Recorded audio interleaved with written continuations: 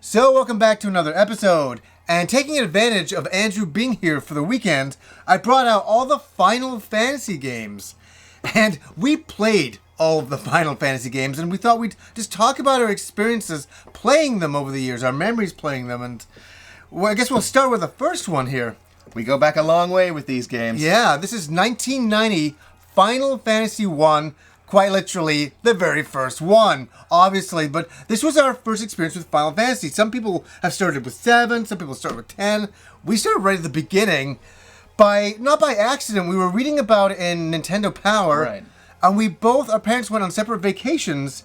But we ended up in Reno at the exact same day. We didn't meet each other.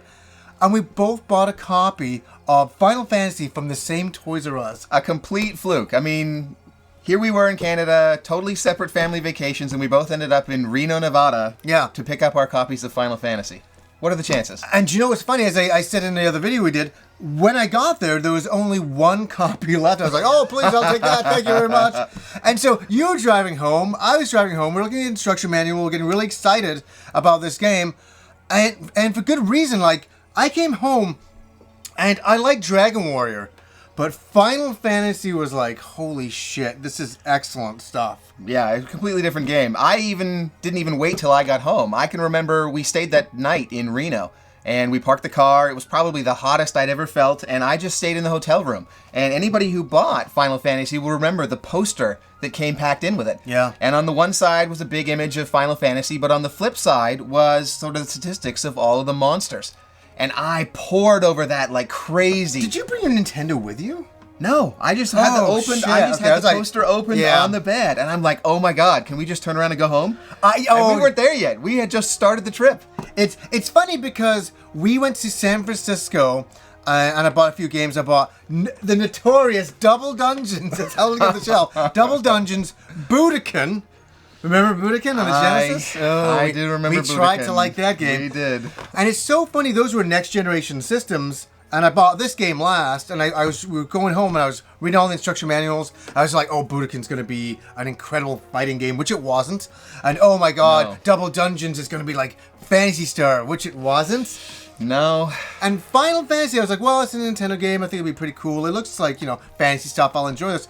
And then I started playing it, I'm like, holy shit. Now, I have a memory. Didn't you get all the way to the end and then you lent your game to somebody and they erased the save? Am I right about that? I think so. I had actually started 2 parties. Because when I first started playing the game, I went with the normal route where you have the fighter, the martial artist, and then a black mage and a red mage. Yeah. And I went all the way through with that party. Yeah. But I also went back, and this is something that I had never done previously. I started another party with a different mix of characters. See how it would play out? Right, exactly. Yeah. And that was the one that got nuked when I lent out the cartridge. Because I don't think I would have probably not lent it out if I hadn't finished it yet. Do you remember who that was? I don't remember some guy up the road. I remember the time that started. I was like, oh my! It was like still is the worst thing you could ever do. I remember just going, oh my god, really? And you were so pissed off. Yeah, and that was when we didn't have a lot of games. So when you bought a game, you played it a lot. So this was not a throwaway party. This is something I wanted to keep playing. Jesus. At that point, I didn't actually go back and play it again. That was enough of a deflating experience that I never went and rebuilt the party and played it again. And this experience will haunt you again in the future later on, but we'll get to that We'll get to that. And forgive this copy. This is not an original copy. This is because I borrowed your sloppy seconds copy. Yeah. This is a copy I got from Blockbuster back in the day, maybe when I was 20 years old. And that is Final Fantasy II, which was Final Fantasy IV in Japan. They just skipped on all the rest of them. We never got all the rest of them until the Super Nintendo. And for me, I remember reading about this in, Nintendo Power and the hype build up, like, oh my god, a next generation, RPG on the Super Nintendo and Final Fantasy II. Right, this was our first Final Fantasy on the new hardware, the Super Nintendo. Yeah, it was exciting. And do you remember picking up your copy? Do you remember any of that? So I remember that, kind of like Phantasy Star 2 we've talked about in the past, I was able to get Final Fantasy II because my dad had to travel to the U.S. for work. This is what I'm talking about. The guy gets everything first. Come on, it was not really... Back in those times, Canada was significantly delayed from the U.S. Of course. So if you had the opportunity to get across the border, you could get things a lot faster. Yeah. No translations or any of the rest of that. And so, I definitely took advantage of that. And for me, what I remember is knocking on your door, nobody answering, nobody. This is a common occurrence. This isn't just like Final Fantasy 2. This happened to Link to the Past, all sorts of things. Knocking on the door, and finally came up and like, hey, what do you want? I'm like, hey, what's going on?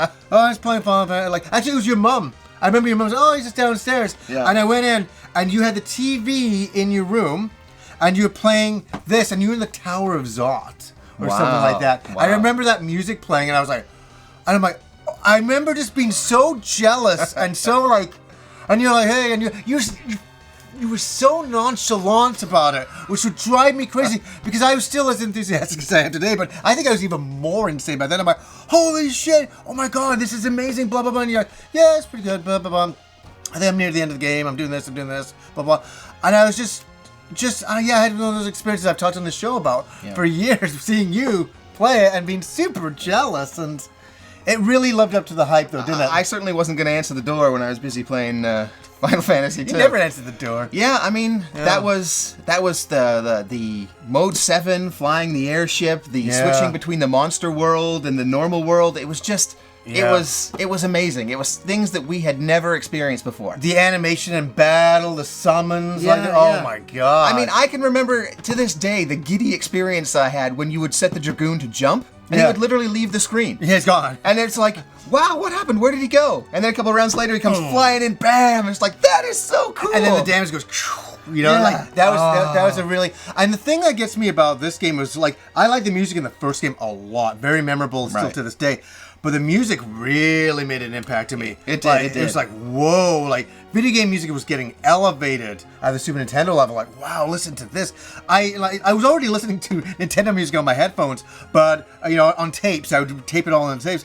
But this was just like, holy shit! I was excited. True compositions. Yes, true compositions. It's just amazing work. Yeah, wonderful stuff. And then what kind of happened is a few years later, Final Fantasy 3 comes out, which is Final Fantasy 6 in Japan, and at that point you always were the guy living down the street. Right. You were probably like 7, 8 doors down. Something like that. Yeah, and then all of a sudden you moved away with your family to Calgary, which is like a province away type of thing. But we were still in contact on the phone. All the time. Getting hyped about video games. And it's still the same to this day. It is. Just really, the distance increased. Just the distance increased, and it has increased even more now. But I will never forget. I'll let you say it because I've said it so much on the show. When you phone your experience with this game and then phoning me up about it. So kind of like Final Fantasy 2. Yeah. This was I got this before Johnny did, and I can remember turning it on in the basement and going through that initial opening where you find out that she was Terra. At the beginning, she didn't have a name. She was traveling with a couple of soldiers in the Magitech armor. Magitech armor. Yeah. And it was sort of a Mode 7 thing, walking across this wintry landscape, moving towards a town. And the music was so haunting. And I can remember I just had to step away and pick up the phone and call Johnny. And I was telling him, like, oh, you just can't believe this. It's so powerful. I had tears in my eyes. Except I wasn't lying. I literally was so emotional over that moment that it was amazing. And I don't want to say anything negative about you, but Andrew was never I wouldn't say that you were a very emotional person that way. Andrew would never say that he was moved about something that way. Right. But something would bring him to a tear. Certainly not in video games in those days. So that was a strange thing to hear about a video game, but an exciting thing to hear. And it's so funny. I remember you got the game, and then I knew that I had to wait a day or something. I remember I phoned up, right. The local mall, saying, "Hey, when's it out?" And they're like, "Oh, tomorrow or something, or the next day." I remember getting off the phone with you, the wireless phone with the big antenna. I put it down, and I at home we had like a driveway up the back, and I remember running up, jumping up, going, "Yes, yes!" So, it's so funny those kind of moments in our lives that really. We're so excited about video games, and these games didn't come around every day. Right. We're not oversaturated like we are now, so these were very, very special moments, and this game was unbelievable. It really was. It really was. It probably is my favorite in the series, even to this day. Yeah. It just has so many amazing memories for me. Oh, the ghost train, the opera scene.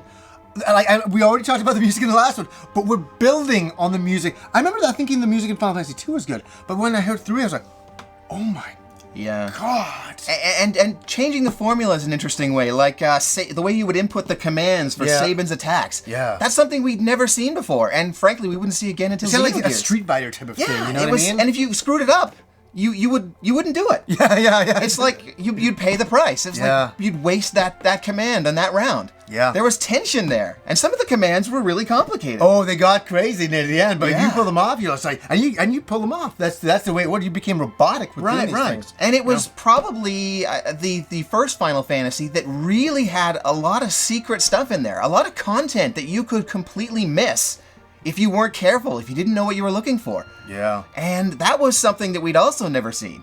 Yeah. I did a lot of grinding, but these games, that's what these RPGs were, and we weren't only used to it, we enjoyed it. You know, I don't know if a lot of people complain about that nowadays, but this was a great thing to us. We enjoyed grinding for hours and ends. Exactly, because back in those days, we didn't have a stack of games we had to go through waiting. So you spent a lot of time and you loved it in that world. I just remember, sitting on an island, just grinding the same monsters over and over because they were powerful.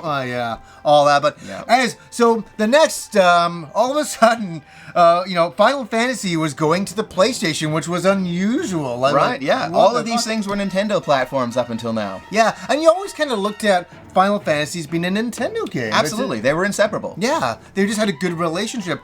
So all of a sudden, when you found out that you're getting the N64, but Final Fantasy isn't coming to the N64, it's coming to the PlayStation. Whoa, what the fuck is going on? It was a tectonic shift. I mean, this was a lot of people's first introduction to CD gaming. Yeah. And for it not to be a Nintendo platform, we really didn't know what to expect. I mean, was Final Fantasy as good as it was because of its relationship to Nintendo? We didn't know. Yeah. This was a big risk. It's a big risk. Wow. And just looking in like video game magazines, the hype. We did an entire episode on the hype of it, so we won't talk about that. There was a big load of hype. But looking at the screenshots and things, you're like, holy cow. And you couldn't listen to the music online. You couldn't do anything like that back then because there was no online.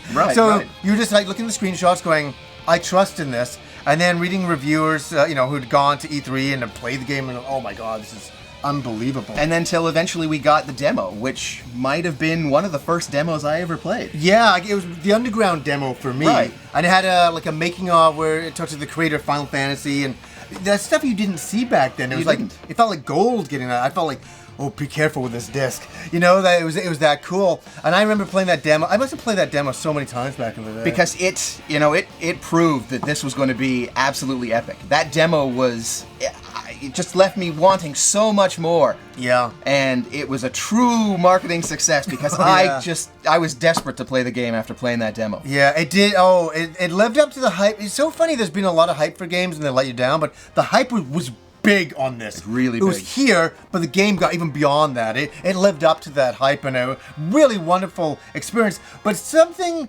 terrible happened here, just kind of like Final Fantasy 1. So, again, I wasn't living in the same neighborhood as Johnny anymore. So, that Christmas, I brought my PlayStation memory card with me. And I was probably 2/3 of the way through Final Fantasy VII at that time. And the reason I brought the memory card was because there were some other game saves that I wanted to show Johnny while I was here. Yeah, it had nothing really to do with Final Fantasy, although I thought it would be cool if I could wake up in the morning and keep playing my game. Yeah. So that first day I was there, I woke up in the morning, turned on Final Fantasy VII, had the memory card in there, and it was blank. Oh. Everything was erased. It was one of those mega memory cards that I'm sure people back in the day can remember. And it was all gone. Not just the Final Fantasy VII stuff, but the other saves I wanted to bring, like Alundra, just gone. And it was just a desperate morning. You're a technical guy. Do we is there an explanation why data like that just disappears? I mean, you know? I guess that's why they were never really approved. They're just cheap. They were never approved by Sony. Yeah. And they had this weird paging mechanism where you'd press the button and switch between pages. So things could get fucked. Yeah, it was. Whatever it was, it did not work, and I was a very sad boy. So that was the end of Final Fantasy VII for you. Yeah, I was so distraught that I never went back and finished Final Fantasy VII. So I'm thrilled to see what they can do with this remake Yeah. To give me a chance to go back and experience Final Fantasy VII like so many of you have. Yeah. It was a weird time, Final Fantasy VII, as I said, for me. I was going through a very unusual time in my life, and I was just trying to play Final Fantasy VII to forget, to move forward and just to get my mind off the terrible situation that was going on in my life at that time. But, Final Fantasy VII is an unusual one. It's a bit of a creepy one for me. It is, because there was so many years of hype, and then it's kind of weird when I got the game. It's like, oh God, like I had gone through such a traumatic thing with my family, like my father passed away. But I got through the game and just kind of tried to move forward with my life and stuff like that. But it's funny, the game was out at a very terrible time. That's really all that can be said. And then I was in film school when the next game came out, and this is funny. I remember I played the demo of it, and I really liked the demo. And this was another game that had quite a lot of good hype. I mean, I can certainly remember the first time I ever saw the Gunblade. Yeah. In the advertisements, like the trailers, some of the cinematics were teased, and I'm like, wow, that is such a cool idea. Yeah, and I think it's one of the very first online videos I ever saw that showed the opening. With the Gunblade fight and the orchestrated music. Mm-hmm. And I remember, I was with Satan, Aaron, and we were over at his place, and it took him, I don't know how long to download this fucking movie. When we were watching, like, holy shit. And it froze, trying to rewind it to watch it a couple more times. We couldn't get enough of it. Because this was actually part of when Squaresoft really started to do tremendous cinematics. Oh, yeah. And because they had the CD format, so they could really push the envelope on what you could do with CG cinematics. Yeah. So we had not seen anything like that in consoles. No, we'd seen the beginning of it with Final Fantasy VII, but then they were really getting streamlined. Yeah, they were really having a lot of fun with it, we should say. Right. And all that. And I like this game. And the funny thing, I got a funny memory of this game. It was film school. And the game came out on I forget which day it was, but I just remember that the girl I was seeing in film school, she's like, I'm going to come over on Saturday. And I remember having a conversation. I said, maybe not. I said, I know, this is so funny. There are priorities. Isn't this so funny? I said, just so you know, I'm playing Final Fantasy VIII all day. I said, that's what I'm doing on Saturday.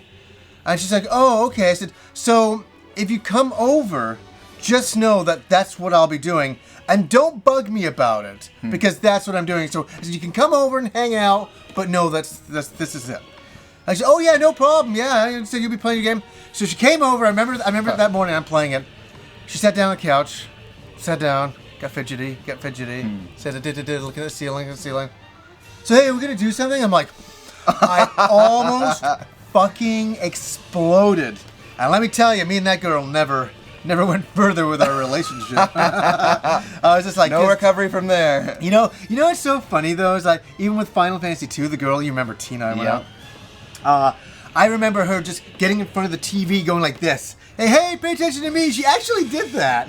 That's when I was like 16 years old playing Final Fantasy II. Yeah. And I was like, oh, for fuck's sake, I remember all the girls that would watch me play video games, and they're just like, oh, it was not. Yeah, they were not happy. Yeah. It was like, can you pay attention to me? It was always like, oh, come on. Like, this is amazing. Don't be fucking just trying to get my attention for the sake of it. No appreciation for the art. No. And what was your take on Final Fantasy VIII? So I got a weird vibe from Final Fantasy VIII. I mean, a lot of people did it. It split. This is when the audience split. I personally like the game, but yeah, I mean, I can certainly appreciate Square doing something different to try and change the formula. Yeah. But it never really got to me having to draw the spells out of the enemies. Yeah. I just felt like I had to sit there and farm healing spells and things like, well, cures, of course. Yeah. Because I was worried about where it would go and running out of spell. That I didn't like. So I didn't actually get too far into Final Fantasy. Interesting. I got all the way to the end, Laguna, and the music, and oh my god, I thought it was a very, very cool game. That's too bad. I think it's funny. I wonder if they'll ever do a remastered version. I wonder because is there a PC? There's probably a PC version. I think maybe. I'll have to look into that. But the one that always gets the mind share is Final Fantasy VII. So yeah, look how long it took them to remake that. Yeah, I'd be surprised if they went back to Final Fantasy VIII. Yeah, the public's like, forget this. Well, that's too bad. And it's too big to make a mobile game like they're doing now. And the fans that love this game love it, and the fans that don't like it don't like it. It's really it's the one that's really feels really super divided. Very polarizing. Besides 13. And then, so the next game,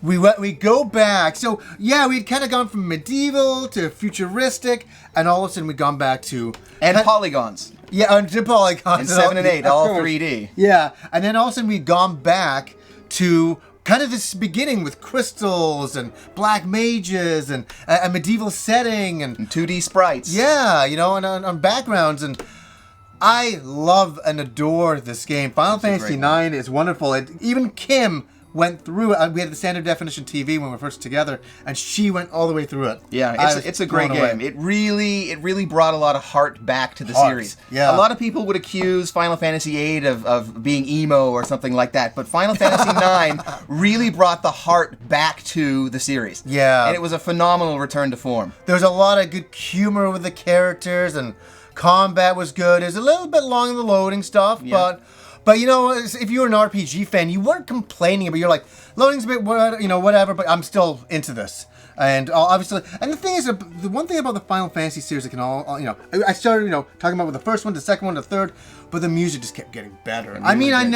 There's not a Final Fantasy game music that I don't really like. And of course, starting with 7, we had pure CD audio. So these were soundtracks that you would listen to over and over and over again. Yeah. I know we both purchased the soundtracks for a lot of these games because they were just so good. I have all the soundtracks for all of them, the CDs in the other room. Yeah. And I swear there's so many scratches in those discs from years of listening to them. Yeah. Until I very well used. Then I got into MP3s, but here's an interesting one. We got the PlayStation 2 and one of the very first games, in that launch window. It was really early. Yeah. I got the demo and I played it and I was like, wow, this is like, look at these graphics. And we're going to talk about the beginning of the look of it, seeing Titus with his sword and the whole water environment. I'm like, what is this? The whole world is based on water. And back then you'd really analyze a Final Fantasy game and the level of design and say, what's this about? Is it a water world? Like, you didn't quite know. And like, what kind of outfit is he wearing? It was unusual. And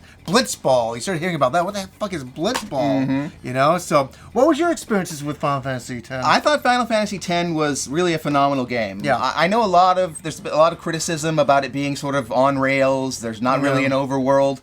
But the story and the characters were true Final Fantasy. Definitely. Being able to swap the party out the way you could, and just the details and backstory on these characters. Yeah. I really enjoyed Final Fantasy X. It was a brilliant game. It was. The combat is... it's funny, I was talking about the game about maybe 8 months ago, and I had to capture footage for it, and I had to play the game again, and I was like, this is so good. I really like the music is good. The combat is really good. Switching characters out. The quintessential experience for me in all of the Final Fantasies is the combat. If you can get that experience right, then you've won me over. And Final Fantasy X did it right. And that's a good way to go into Final Fantasy XII. A great looking, fantastic game, but polarized the audience. I think this confused a lot of people. I think it kind of confused me to begin with, because it gave a feeling, is this an online game? The way combat was set up, your character would be there and you had these long strands going to enemies, and I remember being like confused at first with this game. And kind of I was the same way. My disconnect with Final Fantasy XII was the way you could buy sort of the commands, and it was almost like a little programming language where you would set up your party members to basically autopilot. Yeah. And it like just, macros, exactly. Right? Yeah. It just felt so disconnected because they would just do what you programmed to do, and the system was complicated and interesting, but it was fairly robotic. Yeah. And that kind of sort of removed me from combat. And like I just said, that's what I really wanted out of a Final Fantasy, was engaging combat. This was the first time that I didn't finish a Final Fantasy game. I got 25 hours in, and I didn't quit out of frustration. I just stopped. Yeah. And then it wasn't until I was going out with some girl, and she was like, "Oh, I'll give it a shot," and she started playing it, and she got 25 hours in. Then we broke up. So I never got to see the end of it. And this is one game that the style I love, the music I love, the environment, I love everything about it. Yeah. I think nowadays what I need is a remastered version of Final Fantasy 12 to play it again, because this is on my bucket list of games that I must finish before I leave this shitty world. Yeah, you know what I mean? And another kind of external pressure against Final Fantasy XII is it was at a time when we were starting to get a backlog of games. Stuff was easier to get. There wasn't this big disconnect between Canada and the US. So there were other things pulling your attention away. Yeah. So when you stopped playing a game, it was really hard to get back to it because there was so much other stuff to play. And yeah, we had a friend, Aaron, Satan, as we've called him on the show. He was on the show one time. I was so jealous. He had injured. I was talking to him about this a couple of weeks ago. He had injured his knee, which is not a great thing. Yeah. But he had a lot of time off work. And this game had just came out. Wow, perfect. That's all he did. And he did every side quest, everything. And he always told me how brilliant and wonderful it was. He did every side quest, every single thing you could do in the game. And I was always extremely jealous he went through it. Yeah, I am too. I mean, I would like to go back to Final Fantasy XII as well. Yeah. So, yeah, that's a good one for the history books there. Now, here's a game that all of a sudden things start to go a little bit unusual. More than any others, this one fractured the fans. This kind of did it. It made me shake my head, or I should say scratch my head, in confusion how different from Final Fantasy it was. And I like different things, but this was an unusual game. I was like, where is the battle, the battle wind music? That was always kind of like Final Fantasy. And where's the towns? There's no towns. There's just nodes that you buy stuff. I was like, and the combat was so unusual. And I was like, what's happening? And it polarized me a little bit. I can honestly say. I can see what they were doing, trying to strip out what I guess they would consider non-essential, busy work kinds of things. But a lot of people thought that was what gave the series its character, its charm. Yeah. And when you remove that, a lot of people said, no, this is not the Final Fantasy game I want to play. I just remember running down one hallway, which was a dungeon. It was a hallway. And I'm looking at all this scenery, which was gorgeous. But I'm like, what the fuck is this? Where am I? Yeah. And I was saying that so often. And you finished this game. I did. I went all the way through it. I did. This game kind of returned to the Final Fantasy X style of no overworld, everything being very constrained. And I actually quite liked it because I thought the combat was just remarkable. Yeah. The way everything worked in real time and having to pay attention to what you need to do and when, I found that really engaging. Yeah. And since, like any good Final Fantasy game, you spend a great deal of time in combat, the fact that I loved combat just kept me going. I would look for battles. Because in this one, you could see the enemies in the overworld and run into them to spin up a fight. I loved that. And then about halfway through the game, it starts to open up a bit. Some of the fields get a little bit more expansive, and the side quests are interesting. And I really like the game because I like the combat so much. That's great. Did you get into Final Fantasy X? Was it? I'm almost forgetting. 13-2. I'm almost like, we've gone through all these Final into 13-2. So I bought both 13-2 and Lightning Returns, but unfortunately those guys are on the bucket list at this point. Yeah. I didn't have time to get to either of them. I never picked them up. I was confused at that point with Final Fantasy. I don't know. And you know what? I'm kind of jealous about your enjoyment of it. I still feel that I really would like to go back to it and play it and really try to get something out of it. I'm not somebody who goes into video games. I've always been into video games because I love them. I'm not looking for the negatives in games. I'm trying to look for the positives. As the name of the show, it's not a joke that way. It's just one of those games I was like, I don't know if it's for me, and that's okay too. Sure. But maybe in the future. And I didn't even mention Final Fantasy 11. But I did an entire episode on my complete addiction to that game. Right. 11 and 14, so they're being online games. Yeah. They're kind of a separate universe to their own. Into themselves. And so the last time you were out, we played the Final Fantasy 15 demo. What were your thoughts on that? I actually quite liked it. It was definitely very different. Yeah. We seem to have been returning to some of the themes of 8 as far as the characters go. Yeah. But I like the combat. And again, I come back to it again. I really like a Final Fantasy game with interesting combat. Yeah. And I thought... So, the action didn't throw you... I know a lot of people have been complaining, just saying it's like Kingdom Hearts battling and... It didn't, because it made me feel almost the same way as it did in 13, where the timing of things, it matters. It's not just input some static commands and then watch it the way it was in the old games. Yeah. You have a real-time stake in what's going on. I think it kind of threw a lot of people off because the demo just throws you in. It's like, here's a bunch of guys in S&M gear running around a forest, and they're fighting monsters in real time, and it's like, wow. I personally thought the graphics were unbelievable. I enjoyed the world setting. It is unusual for sure. It's just, and I think that without any context, you're just throwing in. So I think a lot of people were confused about that. But we played it a couple times. Yeah. Now I finished it. You finished it because I watched you finish it, and I was just like, it grew on me even more. And I think the frustrating thing about Final Fantasy 15 is like, when the fuck is it coming out? Yeah. It's just the game that just is always coming out. They're doing announcements about when they're going to announce it's going to come out. Yeah, exactly. And that's what's become frustrating. It is. Yeah. And a game that like all Final Fantasy games, they build in new systems and things that have their own intricacies, and to not explain that to people who just turn it on and are somehow expected to know it, it was a steep learning curve. Definitely. It just was hard to get engaged with this environment. But once you've kind of struggled with it, I did enjoy it. I'm looking forward to Final Fantasy. Yeah, 15. like remember that time where you just go into the cave and you're fighting all those like troll goblin-y things? And it was just like, I was like, look at the fucking graphics here. It's so unbelievable.